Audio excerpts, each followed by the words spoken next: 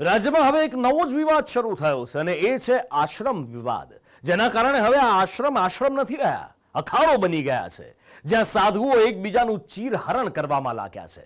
સરખેજના ઋષિ ભારતી આશ્રમનો વિવાદ દિવસે ને દિવસે વકરી રહ્યો છે અને ત્યાં રાજકોટના એક આશ્રમમાં નશાની ખેતી થતી હોવાનું સામે આવ્યું અને હડકંપ મચી ગયો. આશ્રમ બન્યા અખાડા, સાધુએ કર્યું ચીરહરણ, વકરતો આશ્રમ વિવાદ. અમદાવાદના સરખેજમાં આવેલા ભારતીય આશ્રમનો વિવાદ દિવસે ને દિવસે વકરતો જઈ રહ્યો છે. ભારતીય આશ્રમમાં ગુરુ હરિહરાનંદ ભારતી અને શિષ્ય ઋષિ ભારતી વચ્ચે સંપત્તિને લઈને જંગ શરૂ થયો છે. પહેલા ભારતીય આશ્રમની અસલી કહાની જાણી લો. સરખેજના ભારતીય આશ્રમની સ્થાપના 48 વર્ષ પહેલા અવંતિકા ભારતી મહારાજે કરી હતી. અવંતિકા ભારતીના શિષ્ય હતા વિશ્વંભર ભારતી બાપુ અને વિશ્વંભર ભારતીના શિષ્ય હતા હરિહરાનંદ બાપુ. હરિહરાનંદ ભારતીના શિષ્ય હતા ઋષિ ભારતી બાપુ. પરંતુ 2021માં વિશ્વંભર ભારતી બ્રહ્મલીન થતા ગુરુ હરિહરાનંદ અને શિષ્ય ઋષિ ભારતી વચ્ચે સરખેજ ભારતી આશ્રમનો વિવાદ થયો હતો. હાલ સરખેજ ભારતી આશ્રમની કમાન હરિહરાનંદ પાસે છે. એટલું જ નહીં, હરિહરાનંદે ઋષિ ભારતીને ન માત્ર આશ્રમમાંથી હાંકી કાઢ્યા, પરંતુ ગુરુ શિષ્ય પરંપરામાંથી પણ તેમની હકાલપટ્ટી કરી છે. હવે બંને બાજુથી એકબીજાનું ચીરહરણ કરવામાં આવી રહ્યું છે. ગુરુ શિષ્ય વચ્ચેની લડાઈના અખાડામાં હવે નજીકના બધા લોકો કૂદી પડ્યા હોય તેવું લાગી રહ્યું છે. પહેલા આ વિવાદમાં હરિહરાનંદ ભારતી અને ઋષિ ભારતી હતા, જ્યારે હવે આ વિવાદમાં હરિહરાનંદની તરફેણમાં સરખેજ ભારતી આશ્રમના નવનિયુક્ત મેનેજર રામ ગઢવી તો ઋષિ ભારતીની તરફેણમાં વિશ્વેશ્વરી ભારતી જોવા મળી રહ્યા છે. સનાતનના વિરોધમાં જ આ કાર્ય થયું છે, કારણ કે વડીલ હોય તો શાંતિથી સુલેહથી આ પ્રશ્નનો સોલ્યુશન લાવે, પરંતુ એક ધાક જમાવી એક કોઈ ગુંડા લોકો કામ કરતા હોય એવી રીતે પ્રવેશ કરવો. તો અમે લગભગ 18 વર્ષ સુધી બાપુની સેવામાં, ભારતીય આશ્રમની સેવામાં મારું જીવન સમર્પિત કર્યું હતું.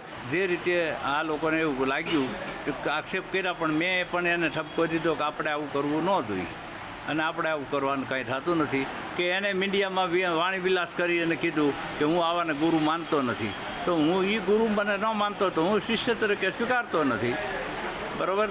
ઋષિ ભારતીના સમર્થનમાં બુધવારે લંબે નારાયણ આશ્રમ ખાતે સાધુ સંતોની એક બેઠક મળી હતી, જેમાં ઋષિ ભારતીના સમર્થકોએ આશ્રમના નવનિયુક્ત મેનેજર રામ ગઢવીને સામે આરોપ લગાવ્યો છે. રામ ગઢવી પેપર લીકના આરોપી છે. રામ ગઢવી જે છે ને એ હિસ્ટ્રી ચીટર માણસ છે. સુરત છે, પાલીતાણા એનું મુખ્ય જ્યાં ગામ છે, ત્યાં પણ એની પર ફરિયાદ છે.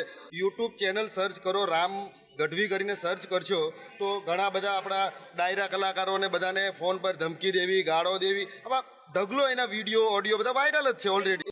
તો આ વિવાદમાં વિશ્વેશ્વરી ભારતી પર પણ કીચડ ઉછાળવામાં આવ્યો હતો. ભારતીય આશ્રમના મેનેજર રામ ગઢવીએ આરોપ લગાવ્યો કે બંનેના રૂમમાંથી સંતને ન શોભે તેવી વસ્તુઓ મળી હતી, જેના પર વિશ્વેશ્વરી ભારતીએ રડતા રડતા પોતાનો ખુલાસો આપ્યો.